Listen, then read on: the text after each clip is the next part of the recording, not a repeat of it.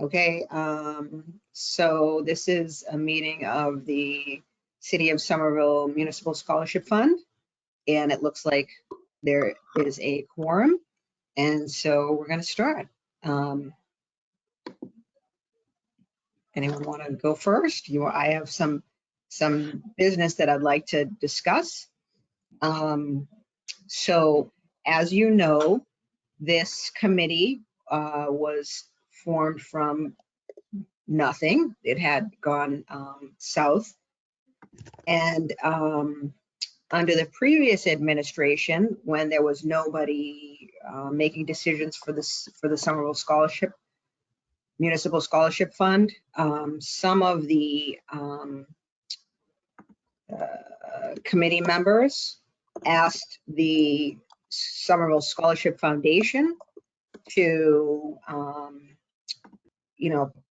vet candidates and award scholarships. And so they did that.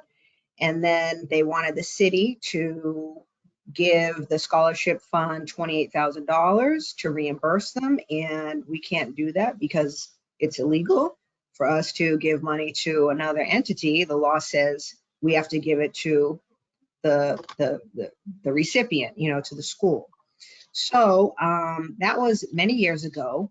And the folks on that scholarship fund want to address you. So I have been asked to present you with the question of whether or not you want to be addressed by a member of the Somerville Scholarship Foundation. So your choices are, yes, you can entertain someone coming and talking to you, or you could say, no, we are not going to entertain someone coming and talking to us. So that's the question. Did they say why they wanted to address this committee, Linda? I think it has something to do with the $28,000. There's nothing we can do about it. I mean, there's no way to give us that we can give $28,000 to that scholarship foundation. So I'm not sure why they want to address you. But I was told that they were told that I would ask you if you wanted to entertain them, and you have a choice. Either you want to entertain them or you don't. It's up to you. So I'll speak. Somebody approached me at I was at a lecture like a week and a half ago. Eric, can you hear me? Yeah, I can hear you. I'm just stunned that someone approached you. You're finding it incredible. So someone approached me actually and about this, and was very concerned that this has been lying unattended for years. And I asked if there was any documentation that can be offered to us to help us to clarify what the situation was, because I honestly didn't really understand what was happening. So there's limited documentation, obviously, and it's a financial situation that I'm just going to give my opinion. It's out of our hands. It predates our coordination of this committee. It's financial, it's illegal. I don't know why it happened in the first place, but I don't think the debt should be on our shoulders now. And if it was, we couldn't make a decision to rectify it anyway with the legalities involved. So there's my opinion about it. What was approached to me also is that there's an idea, I guess, this is the Somerville High School Scholarship Foundation, which is another committee that works, through the public high school only. It's not a municipal committee like ours is, okay? So I think they might want to talk to us also about combining efforts, and I don't know how to even begin to talk about that either. So I'm just putting that out there as far as what I know as a background, that's what came to me. So the combining efforts is new information to me. And I mean, I'm not a legal scholar or a lawyer for the city or what have you, but I don't see how that's possible because the statute's pretty clear about the Right. Municipal Scholarship Foundation. I mean, I've given it to you guys. It tells Right. you how many people have to be in it, what the composition is, and what the role is. It seems to me very cut and clear. I did have a meeting with the mayor and the chief financial officer on this a couple of weeks ago. And then we had a canceled meeting and then I wasn't able to attend last week on the 27th of April. So the idea is I'm expecting that the mayor is going to write a letter to the Municipal Scholarship Foundation, you know, apologizing and saying this is from a previous administration, you know, yada, yada, yada, and state the legalities of it. So, but you know, I just need an answer from you guys. Do you want to entertain someone coming to this meeting and talking to you or not? I mean, if Shari's going to get accosted in the middle of listening to a lecture, I mean, at this point, why don't we just clear the deck and get them in here and just let them say their piece? And honestly, I'm looking them up on ProPublica right now, and they have a total revenue of $300,000 in fiscal year 2020 with a total amount of net assets of $2.5 million. I have no problem telling these people no to their face. I'm happy Right. with Well, if that's what you want to do, or you could just say, no, you're not going to entertain them and go away. So the four of you decide what you want to do and let me know and I'll follow your wishes. it. I don't know what value we would get out of meeting with them. I think that's what I'm trying to figure out. Is it even worth the time? Right. And I think, Sherry, that is crazy that someone came up to you to talk Thank you about. for your support. Wild. How did they know? Like, did they look you up or?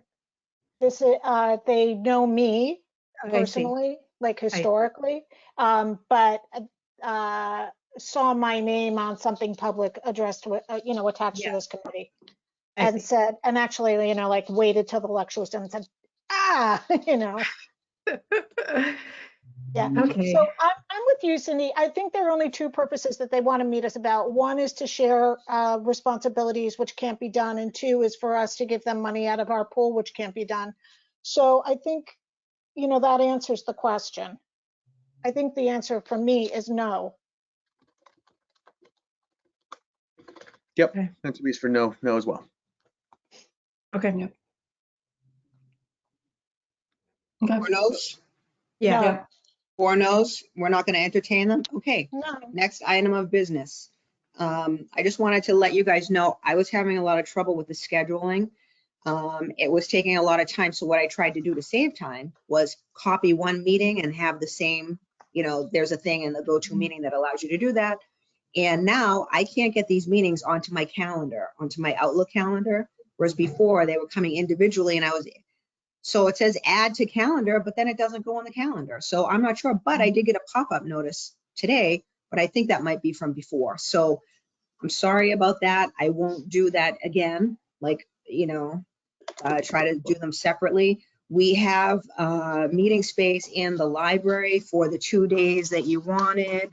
18th and the 1st. Yeah, it's in the email that I sent today. I got it written down on a scrap of paper here. Oh my gosh. So those, and they're going to be in the main library in the director's office. Okay, apparently there must be some meeting space or something. I've never been in there. So we'll meet there. As far as it being open to the public, there was an email chain going around and I had a little bit of a contest with the law department. And, you know, I mean, the city council goes into executive session all the time for privacy matters. I mean, I just don't think that it's something that should be open to the public, but I'm not the solicitor general or whatever it is of the state. And it's an unanswered question of law. So if you guys say, oh, you kick out someone or something, will they sue? You know, I don't know what to say about that. So Yeah. maybe I mean- reread that email chain, or I can find that and send it to you guys again if you want. But nobody seems to be attending these meetings anyway, so I'm Yeah. not sure anyone would even show up.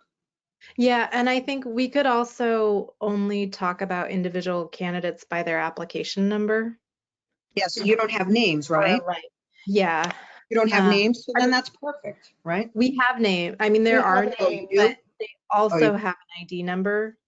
So, I think, yeah, it varies by like, we could use the last 3 digits, to refer to them if we wanted. I thought the process was gonna be sort of like a blind process where you didn't know who the folks were that were applying.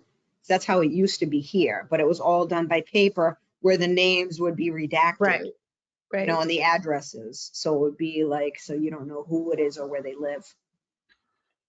Is that not it now? No, I No, mean, Dollars for Scholars is not set up that way, Okay. All right. but we could mean, we- talk about them that way on the record so that no names are actually like spoken in the recordings. Right. So Linda, from the previous emails, the only thing that I gleaned from that was that the Attorney General's office really didn't give us a yes or no as to whether or not it's okay for us to meet privately. Correct. And if somebody would like to challenge that, they can. So I think we just have to be thinking that we can be challenged. And do we accept that? Right.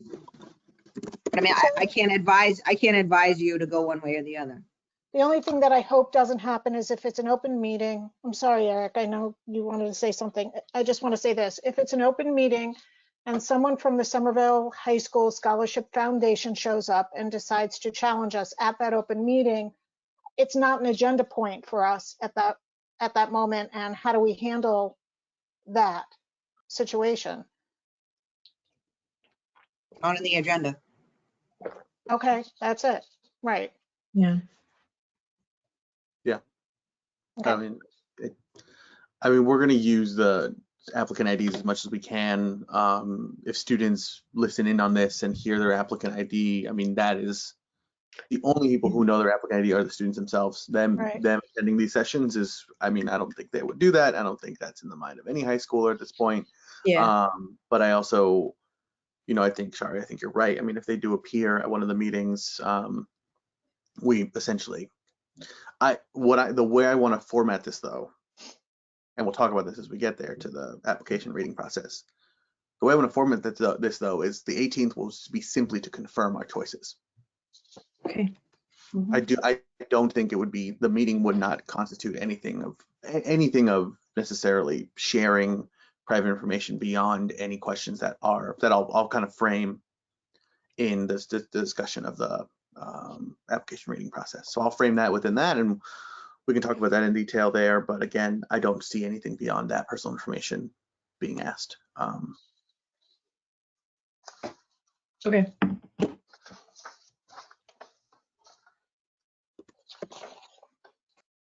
Regarding the photo ops, after you guys make the selection, I have not reached out to the mayor's office yet because I didn't have any idea of what sort of date frame we were looking at to try and get on our calendar. So think about that and like let me know like when like what sort of time frame to ask for. I would imagine it would have to be after the school day, or I don't know. Do you think we could do the June 1? You know what I mean? Because if we get this done and June 1 is the day, I mean, I think that would be a great opportunity for us to all be there. And then have the mayor visit and have the students there and invite them on that day to the meeting. Oh, you mean at this meeting here? Do it there? Essentially, what Well, you wanted a photo op or something with a mayor. Yeah, it would be, this meeting would last maybe, the requisite 10 to 15 minutes in the recording, and then we would then move on to the photo op. Okay, I would imagine a photo op. I'll have to ask the mayor's office how that, something like that works. Okay, because I'm not even sure when she's around. So, okay. Sure. June No worries. 1 or shortly thereafter.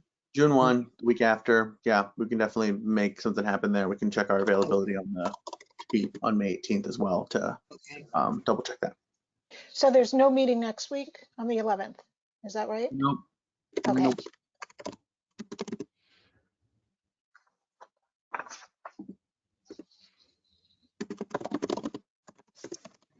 Anything else, Linda? And I don't have anything. So the next meeting is on the 18th and that's in the library. Is that right? Mhm. Yes. Yeah.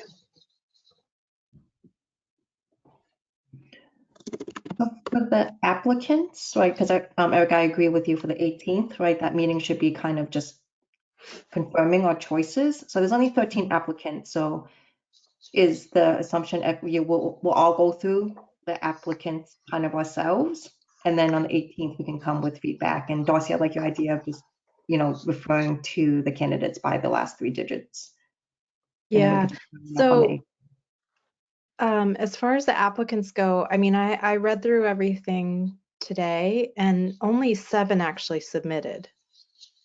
And of Oh, those, okay. only 5 indicated that they were accepted to a school. And, the other ones, there was a lot of required information that wasn't filled out. Mhm. Okay, so it should be pretty. So I'm wondering if we want to rethink anything about this, because it looks like, I mean, if we're going by the ones that have indicated they're accepted to a school, we only have 5 that have, and so those would be the 5. But also, there's not a great range of diversity or financial need in those 5 who managed to fill out the application and submit it completely. So is it possible to reach out to any of the other candidates to ask them to fill out more information, like of the pool, even if it's just the 13 that started an application? Is it possible to get more information from them?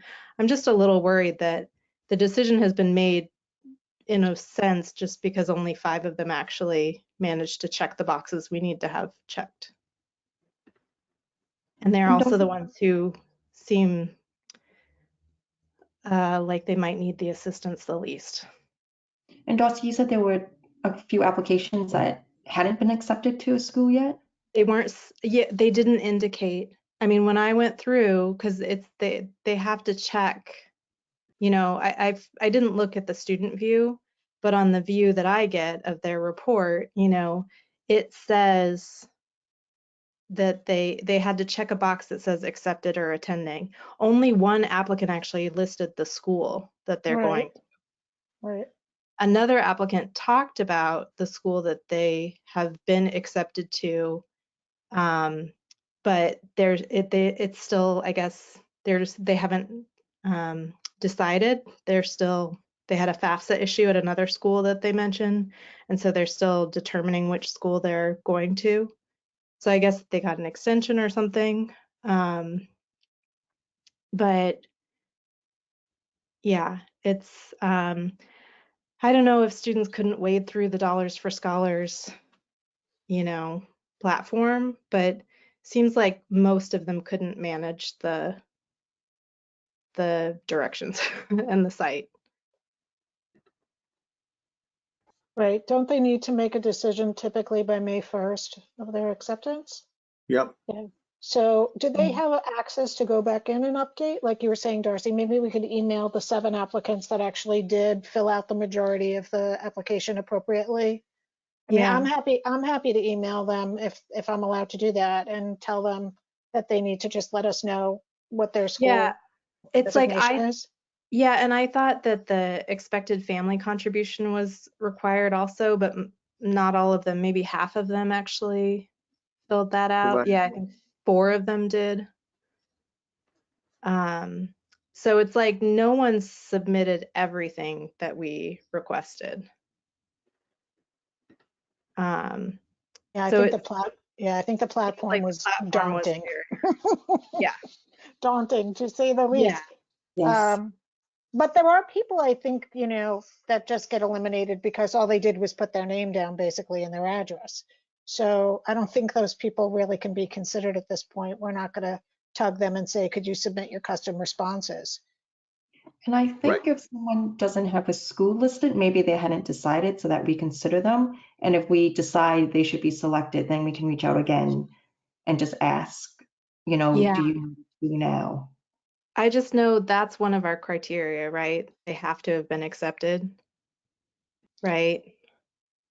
Um, What's our language again? And We I don't should- know if they just didn't fill it in because they didn't know where they were going, or like you said, that it was There's cumbersome. one student who it seems like because of some technical issue with the FAFSA, maybe he got an extension because he was still deciding between two schools. But the other students, you know, they just didn't fill it out. I mean, I think we just move forward with what we have, and I think it's a huge lessons learned for next year. And I know Eric, you already had some ideas about other options besides Dollar for Scholars that we can address, I guess, after, you know, we've made a decision. Right. But Dorothy, I feel like, you know, they knew the deadline, and I Yeah. agree it was cumbersome, but they knew the deadline. Yeah. Right. Yeah, it's just, you know, I am concerned that it's the financially privileged, like students who manage to complete it. Not all of them, though. Some of them look like, you know, some of them, quite a few of them, like maybe at least 3 of them, you know, have circumstances that you could tell just from their essays that this is, you know, Right. they're in need Right. financially. Yeah, But only one of them indicated that they had been accepted. right. We need to look at that language again, because I thought that that was one of the requirements. Sorry, let me just try and pull that up again. Because, right, they had to live in Somerville. They had to, I thought they had to have been accepted. So if they don't indicate that they've been accepted, then we need to confirm that before we can award them anything. Yeah. Let me just try and pull up the exact language.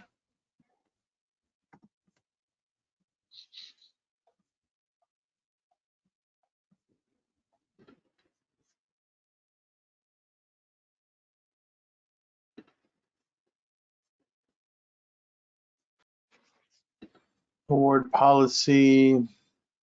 Okay. Do you find it?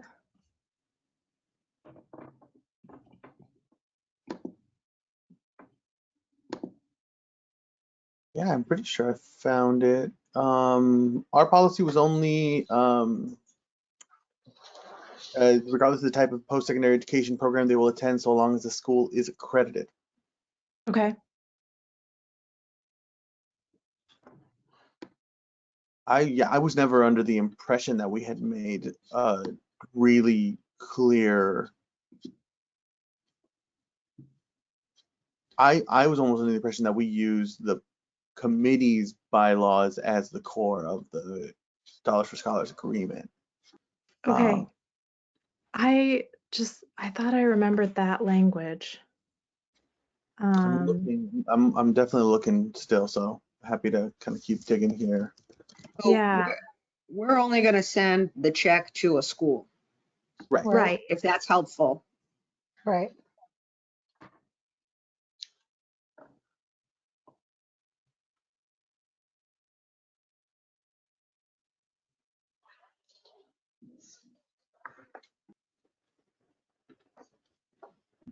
Yep. Again, the most updated policy is line .4. .3 is awards will be open to any graduate and senior residing in Somerville, regardless of the type of post-secondary education program they will attend, so long as the school is accredited. Okay. And Darcy, I was looking. The reason I was so quiet that time, I was looking through the applicant, trying to navigate this absolutely abhorrent platform that like doesn't let me do anything I want to be doing. Yeah. I see now that one of the students who submitted has no transcript. That can be solved from Somerville.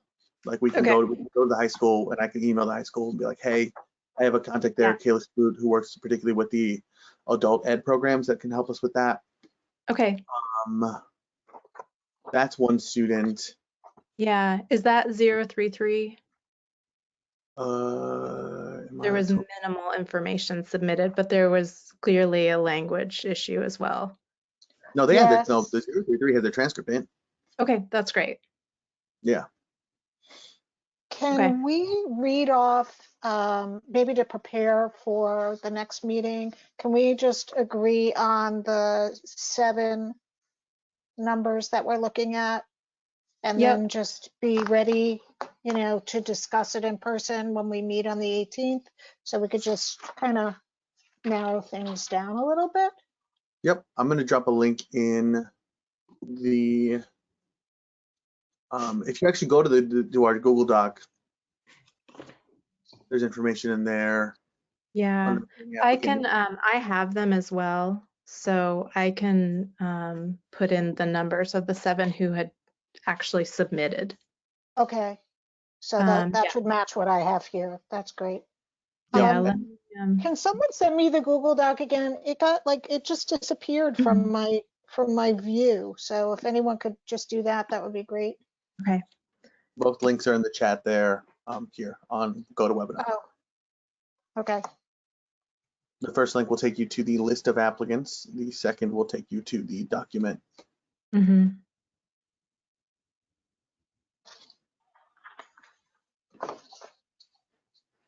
Okay, I'm just gonna put the quick list of the student numbers at the top, if that's all right. So it's easy to find. If someone clicks on those links, do they have to log in to see it? Yep. All of them need to have login information or or an email.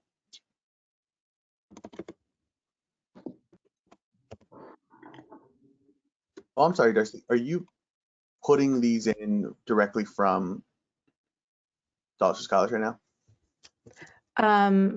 I had them written down because I was trying to keep track earlier of who had actually submitted or not. So I just had a list of the numbers.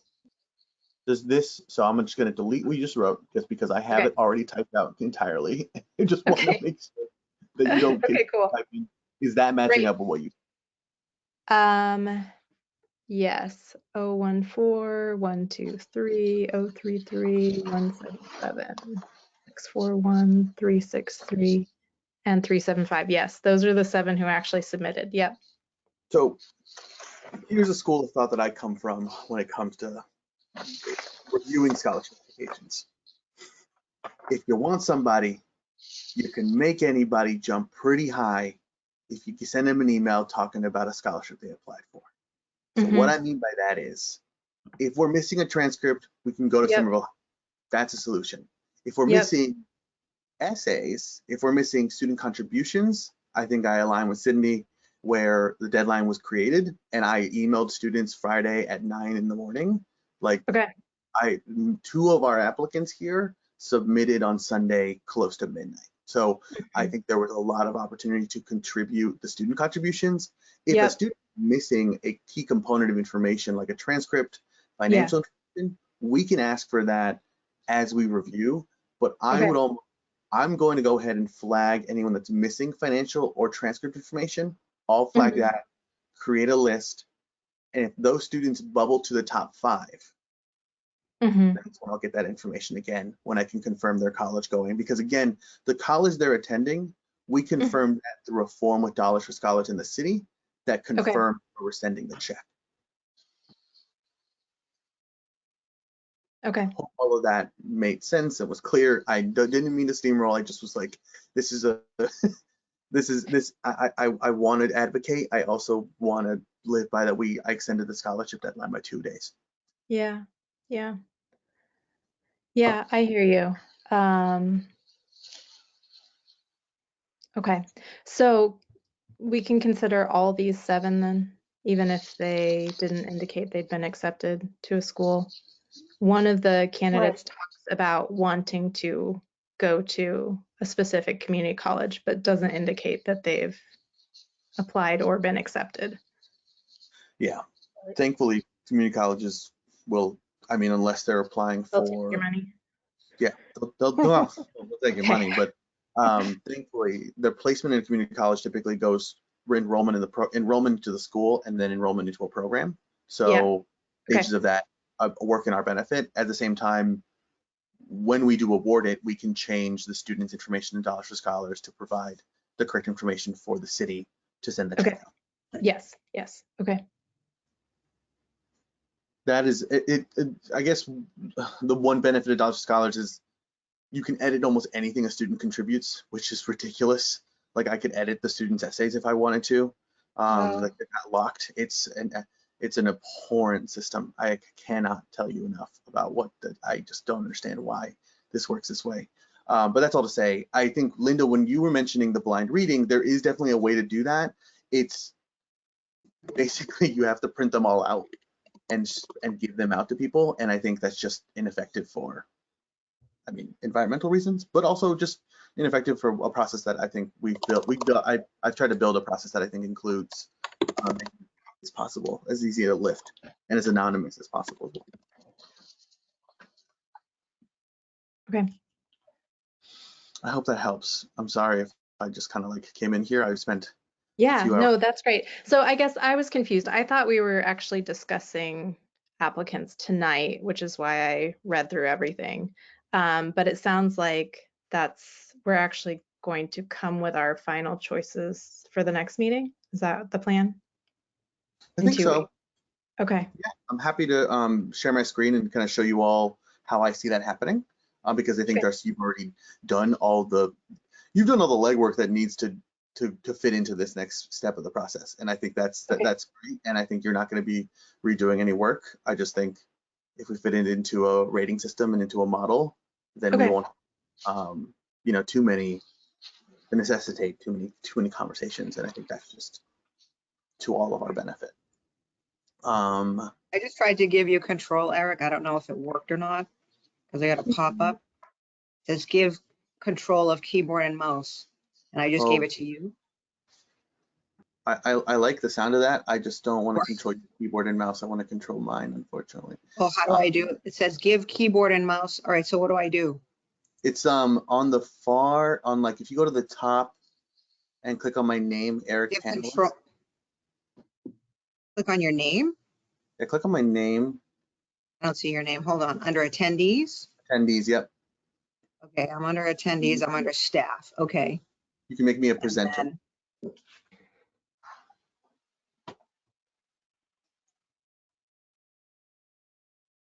And take control. There's only I can mute you, and then there's like this arrow next to that says can't take control. There should be a drop-down arrow to the right of his name. Oh, I see. Yep. Okay. How come there's only an arrow next to him? Not everybody. Okay, so what do I want to do? Make presenter? Yep. Make presenter, yes. If Okay. you select on the name, that arrow will pop up, Linda. Oh, I So see. Okay. Yeah, you can All right. have full control. So Eric, you have control now? I do. I am Excellent. trying to just hide my own personal information. Okay, got it. Just had like a, planning a vacation on another screen. So, so essentially, Darcy, you did exactly what I wanted to talk about tonight, which was Okay.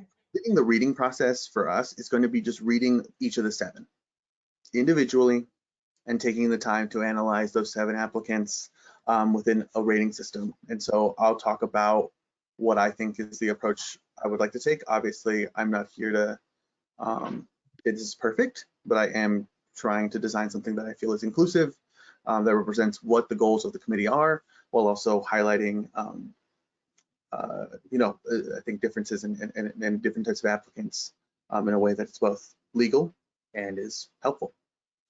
So as you see here on the applicant review on this page here, this is on our scholarship committee document. And our steps to accessing and moving forward with our team is, I'm gonna actually close this window really quickly because that has all the names. So our first step is to go to that page where the applicants live, and that's the first step there. The second step is applicants can then be reviewed via a Google form. So this is the form. I can also show you how it looks when you open it.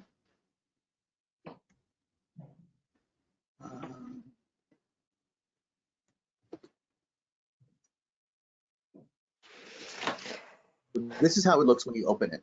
The only requirement to doing this is needing a Gmail account. So folks will use a Gmail account and you'll use your initials to sign in as a scholarship committee member, and you'll mark down yes or no. Obviously, the answer would be yes for us. So to give you the inside look, I don't want to necessarily step through here, but on the front page, you'll see you'll complete the committee identifying information at the start as your email and signature as initials. Each applicant will have their own page, and you will review your ratings for each student individually. There's no need to make an effort to compare essays or materials. Each student should be initially reviewed within their application. The way that's going to occur is on a couple of different scales, and we'll talk about each of those individually here now. In particular, I'll show you sort of the behind the scenes look at it, the cleaner look at it. So once you navigate from that first initial page of your contact information and confirming your identity, you will then be able to access what is an applicant page. This applicant page includes all the rating systems. It includes a link to the applicant along with that 6-digit code identifying the student. So let's first talk about academic ratings. With academic ratings, students, this is fairly straightforward. We're using the GPA, and that GPA that we're using is the verified cumulative high school GPA as listed. That is provided by the transcript. So any student who does not have that transcript, you can put in a note that the student does not have a transcript. And I will do my best to get that transcript to us by at least Monday, if not tomorrow, if I call the right person. So I think we're only missing 2 transcripts, Darcy. Did you see 1 or 2 missing? I think just, you're fine. I didn't actually look at the transcript section. No worries. I did not realize that you were taking a bite, so don't worry about it. So just I think it's just the 1, but I will look into it. And again, missing documents, that's my purview. Like, Yeah, okay. you all Great. go ahead and read. So academic ratings, fairly straightforward, 1 to 5, 1 being the lowest, 5 being the highest, ranging from 1.0s to 2.0s to a steady scale all the way up to a 4.0 GPA. Any questions here?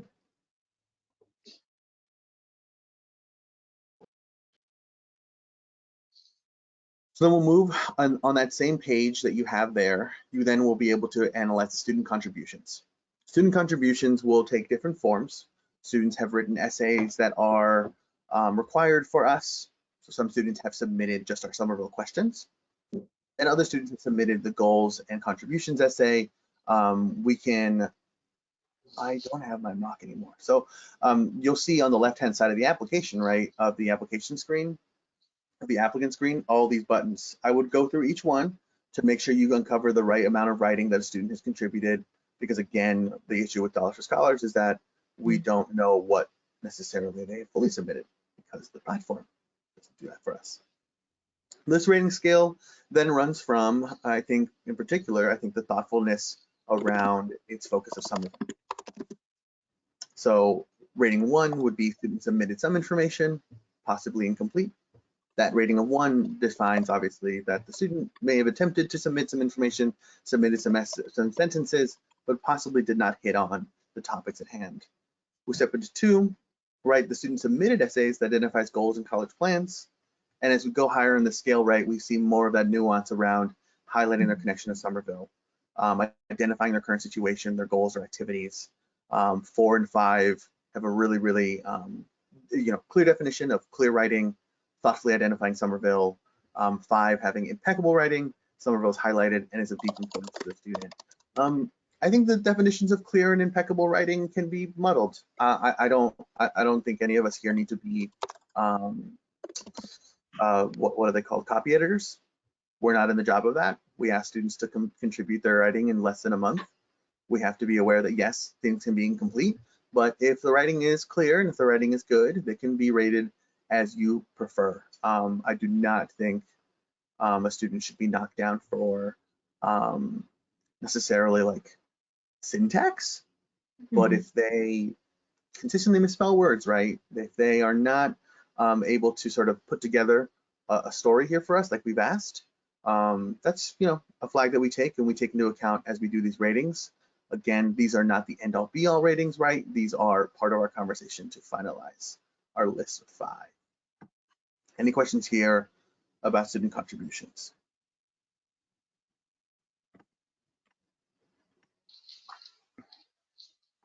Okay.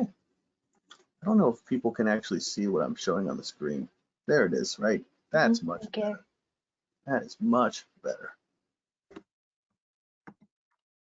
So again, 1 to 5, students submitted some information, possibly incomplete, all the way to impeccable writing. Some of those highlighted, deep important, post high school plans are well detailed and conveyed. Whoops. I just want to make a point. There was an essay that I read and it wasn't really very complete. Darcy, you probably know what I'm talking about. But, you know, Yeah, there are a couple that are, yeah. there are actually some heartfelt circumstances that I think would tug at all of us that I think are factors that contribute to somebody's ability or inability to write well, write a composition well. Doesn't mean that they're any less intended upon having a better education or whatnot, but these are things we can discuss. So Yep. I think you're right, Eric. There are some blurry lines here, and we'll get into it a little bit more when we're all together. And like you used the word conversation, I love that word. I think we'll just have lots of conversations about things if they don't fit into the borders, you know? Yeah, and I like that you have that area for notes as well, Eric, right? Because that's where we can add an additional comment, right, about that. Mm-hmm. That's great. Because, Thank you. you know, many of the applicants are not native English speakers. So, you know, the English writing skills vary. Right. My favorite word in this rating scale is submitted. They submitted it. They submitted activities and essays. They Right. identify a current situation or goal, right? It's submitted. Yeah. Like it's not, Right. it is impeccable at 3. Right. And impeccable Right. is meant to be lauded. It's meant to be appreciated. At the same time, does that make you suddenly the right fit for our scholarship? Right. Yeah. Okay. Part of the conversation and part of how it works as well. So here is, I think, Shari, just to respond kind of in kind with what you're sort of noting here about the context. Here is something I've designed, and it's up for this larger conversation. I know we have 15 minutes here, but this is our context rating. Our context rating is meant to value the distinct differences in our community. So as I rate here in this reflection, you know, socioeconomic factors affect a student's ability to excel in academic environments and settings. If you'd like more information on these topics, I've listed them here as well as in our Somerville Municipal Scholarship document, and I can email them out as well afterwards. But what I want to do with this context rating is to highlight in particular students who come from contextual factors that we may not be able to glean or are actually a part of the application, but that we need to value and highlight as part of the conversation. I want to make very clear, sorry, like you said about that essay that you were reading, right? Mhm. And noted things that I think the applicant didn't report on, right? In the application about family structure, financial need, thinking about just what they've experienced in life, right? I think this is a zero-sum scale. And by that I mean it is a scale of X or 5. If a student has any of these contextual factors that are listed here and can be open to any more, then they're a 5. But if they do not, then they're an X. This is not meant to punish a student. This is not meant to define students as ones that have or have not, but it is instead to understand that if a student has a 5 here, we want to understand those contextual factors as it informs the application and proceed with kindness and proceed with joy in celebrating the contextual factors and acknowledging them in this process as well. This is not meant to introduce some new rating scale. This is solely meant to identify to us that these contextual factors play an important role in how we should read their application. That's great. Thank you, Eric. Don't thank me, thank, I don't know, psychologists, educators, people like that. Like Yeah, but thank you for clearly looping that in, and yeah. I know Very what you thoughtful. Thank you, Darcy. No, thank you. I appreciate it. It took a lot to develop this for me, and I think it comes from a personal place as well for me, and not just because I fit into some of these categories. It's just simply these are the people I work with all the time, and I'm really grateful that we can, as a committee, acknowledge these differences and acknowledge this context as part of the work that we do.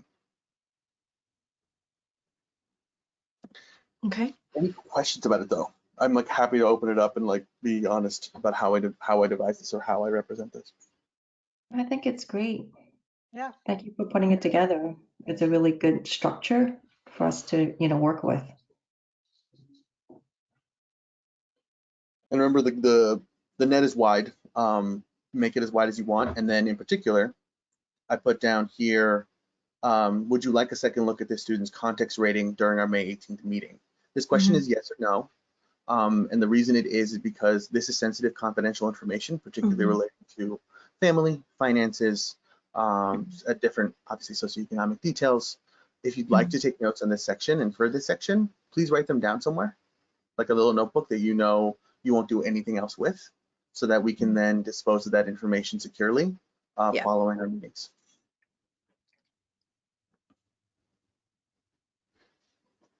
So the last piece here is just the recommendation rating. Some of our students used all of the Buffalo in terms of dollars for scholars. And so when they did that, they submitted recommendations from their teachers, from guidance counselors. I do not want to knock anybody for a bad recommendation. I also want to definitely celebrate those things and make sure that we highlight them as they were contributed by the student.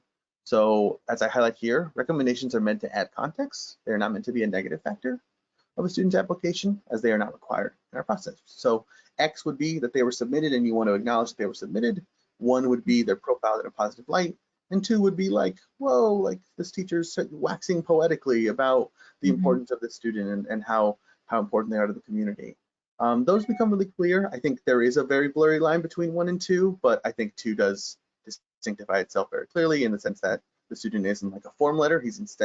They are instead, it's like, savant, wonderful to teach, and one of the few in my career I feel like I've connected to, sentences like that, right? I mean, I think those things clean off the page and come off the page. And then as well there, I was going to add a section here if you wanted to provide any notes on that as well.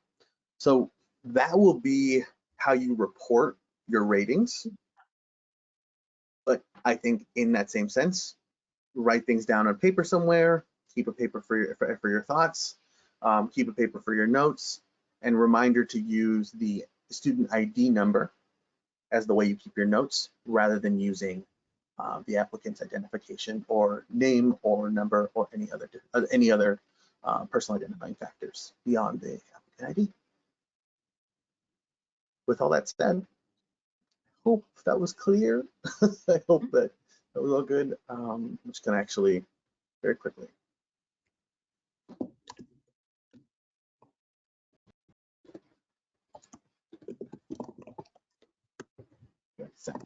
Anything on these ratings or what we're highlighting here?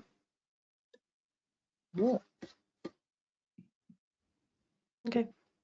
That sounds good. Thank you. So you're sending that out now? So that is now available in that Google Doc. So here, step 1 is clicking here to go to Dollars for Scholars. I won't click it because it will take you to the page with all the names on it. And then your applicants will be reviewed in the order of this document, of the actual, so when you send in your personal information and you confirm your information and you confirm you're a member, this here won't be section title empty. It will instead be a number. And you can use that number to be the first applicant you'll be reading. Okay.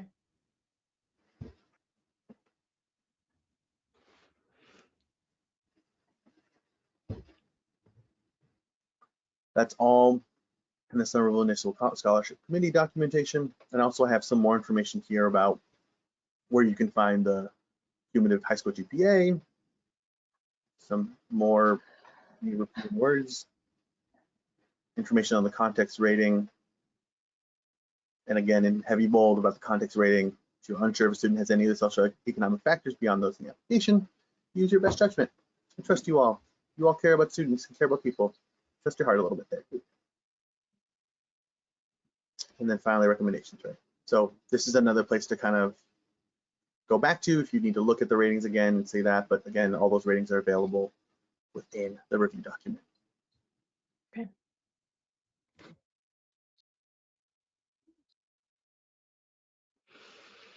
Good. Hope you're excited to read, even though Shari and Darcy, you've already Done it. Yeah, it was interesting, very interesting. Yeah, I'm glad we don't have, 35. That would be a lot to go through. Yeah. It's nice to have just these 7, and I think we'll get the job done well. Looking forward to it. Don't worry. If it was 37, I would have built a whole different process. I think this is a scholarship reading process for 10 students, which is not Yeah. what I was anticipating or not hoping for, but I just, adapted the system. So happy to tweak it as people note things too as well. Okay. Okay, we're good. I just have one last thing.